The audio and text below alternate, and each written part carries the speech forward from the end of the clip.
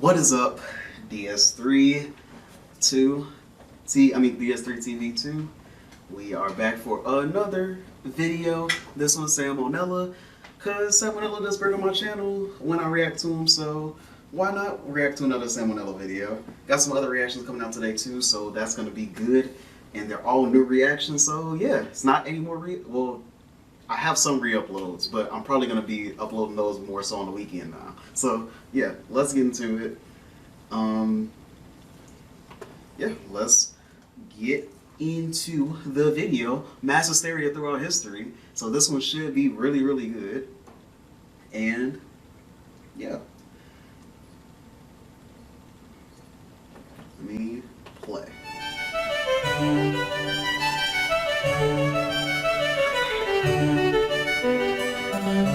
Hey kids, if you've ever been Black Friday shopping or visited the Diablo subreddit A realistic representation of Black Friday shopping before COVID.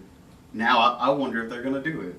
recently, chances are you've encountered mass hysteria at some point. Mass hysteria is known medically as mass psychogenic illness, or MPI for short. It's basically just when a bunch of people start acting a fool for no discernible reason other than maybe a stressful environment. Being that this sort of thing is So that man's pulling his skin off. naturally very noticeable, there's loads of documented cases found all throughout history. Let's take a look at a few. This first one is what made me make this video in the first place. So one day sometime in the Middle Ages, a group of nuns in a French convent were enjoying a quiet, uneventful day, until one of them decided to start meowing. You know, like a cat. You'd think this would last all of 4 seconds before another nun was like, "Excuse me, Sister Gertrude, would you kindly cut the shit?" But instead, another nun joined in, and another, until basically the entire nunnery was exchanging I see Mal. Mal Borf. Meow. What? Are those... It's like 4 people saying Mal. mouths like a group of communist trading card enthusiasts. This wasn't just a one-time thing either, it basically became integrated into their way of life. It's said that on a given day, they would stand there meowing in each other's faces for hours at a time. Could you imagine being the first outsider to witness this? You might laugh now, but as they say, everybody gangsta till the nuns start meowing. I'd void my bowels and move to Malaysia without even thinking. Miles more terrifying than this pile of garbage. As you I heard it was bad. can imagine though, after a while it stopped being scary and just got annoying, leading to the neighbors calling in a band of soldiers to deal with the situation. Hey guys, can we talk to you for a sec about yeah, that. All due respect, but we have In their eyes. orders to literally beat the hell out of you with whips till you start acting like people again. Sorry sir, it's just force of habit. Haha, habit. Seriously though, we would rather go to hell for throttling a gaggle of nuns than put up with another minute of your bullshit, caprese? Our next event took place in the parish of Fatima, Portugal in the year 1917. It all started with 3 shepherd children, ages 10, 9, and 7 respectively. Okay, the ages differ slightly depending on the source, but who gives a salamander juggling frick? I'm not gonna say that word because that will get me demonetized. They were like, "Greetings, fellow Portugueseites. We've been seeing visions of the Virgin Mary, and she told us to tell you that some real crazy shit's gonna go down in the sky on October 13th. Now, if 3 random farm children started spouting out prophecies to the public today, you'd say, "Ha, what tomfoolery. Go play in some dirt, you dirty little dirt baby." But keep You dirty little dirt baby. in mind, the past is a different country. And Portugal's a different country, so that's like different countries squared you gotta think about. Plus this was during World War I, a time where a lot of people were holding out for a miracle to begin with. So the kid's story was actually picked up and even spread by local newspapers, to the point where, when the day finally came, at least 30,000 people gathered in Fatima to witness the alleged miracle. Lo and behold, on that day, the sun began zooming around, careening towards Earth and sending rays of multicolored light cascading across the sky, creating And they were probably blind because you're not supposed to look at the sun. a light show like nobody's ever seen. Keep in mind, this happened in the 20th century, way after the era where belief in divine jiggery and or pokery was considered mandatory. So naturally, there were plenty of skeptics and non-believers present, and even they saw it all happen. Or so they thought. How do we know the sun didn't really whiz around haphazardly that day, Well, number one, use your frickin' brain. And number two, accounts differed wildly from person to person. While some say the sun zigged hither, others say it zagged thither, and others still said it shined a brilliant yellow and stayed perfectly still. As such, it was eventually concluded that the event was just a combination of MPI and weird eye stuff from too much sun staring. Although I'd like to believe it was real, just that Jesus' illusion skill was way higher than his alteration at the time. Yep, that's it. Sam's going to hell. Why, for blasphemy? Trust me, that was the least offensive part of that joke. Our next tale took place in 1962 in Tanganyika, which was basically just the beta version of Tanzania. The nation had just declared its independence from Britain the previous year, and with the future so uncertain, tensions were naturally running high around this time. One little girl in a Tanganyikan school ended up handling the stress in a bit of an unusual... The little kid has...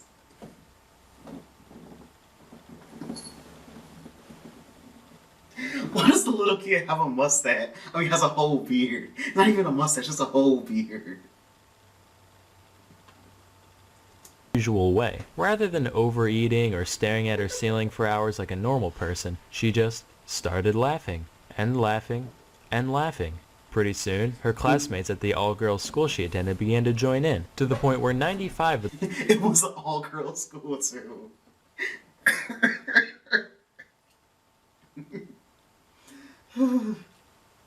that was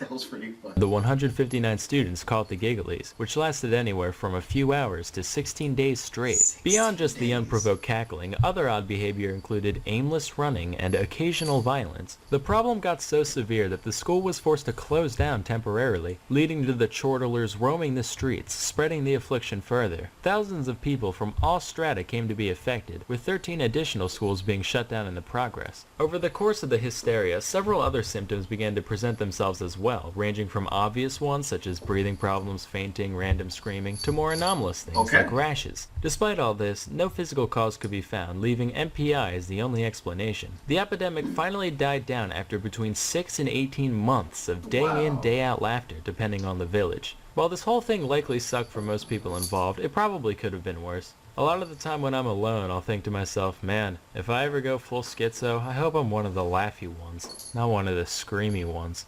With this story in mind, just maybe, if I put my mind to it and believe hard enough, I can be both. Flashback to the year 1580. I mean, that's a goal. That's definitely someone's goal, I guess. Did the city of Strasbourg, at the know. time part of the HRE, a woman named Mrs. Trophy began fervently dancing in the streets for no discernible reason, for hours, then days. All without music, of course. Her only breaks I heard about this one. consisted of occasional food intake and passing out from exhaustion when night came. If you saw that today, you'd just be like, ha, drugs. But apparently people found it pretty inspiring, because within a week, 34 others had joined in, and after a month, there were around 400. This wasn't your casual bobbing up and down neither. This shit made Zumba look like Tai Chi. Here's the best modern day simulation I could find.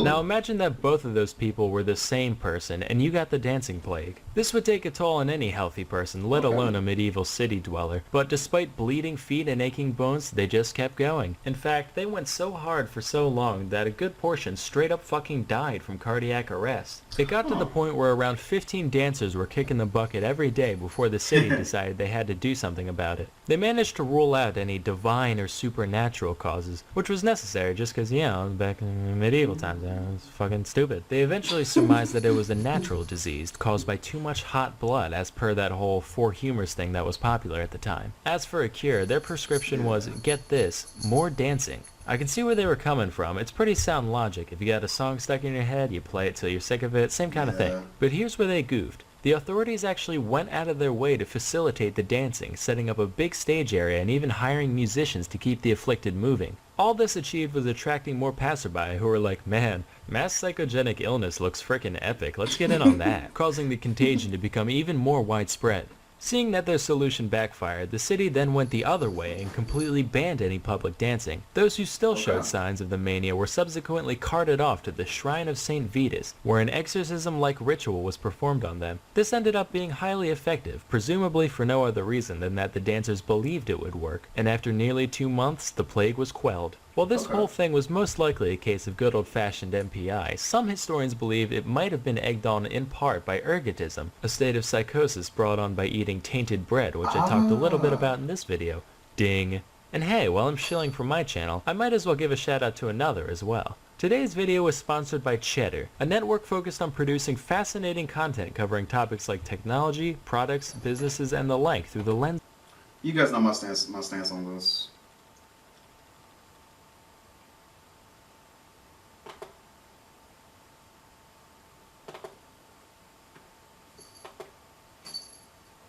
About but never actually explored in depth like this video. Cheddar's full of intriguing stuff like that. I highly recommend giving them a look. If you're more science oriented, they still got you covered with their Cheddar Explorer series. This one's all about how we can be sure if a species is really extinct or not. They talk a bit about animals we thought were gone that suddenly reappeared out of nowhere. Super interesting, go check it out. Anyway, that's all for today. Till next time, I'm Salmonella and thank you for watching.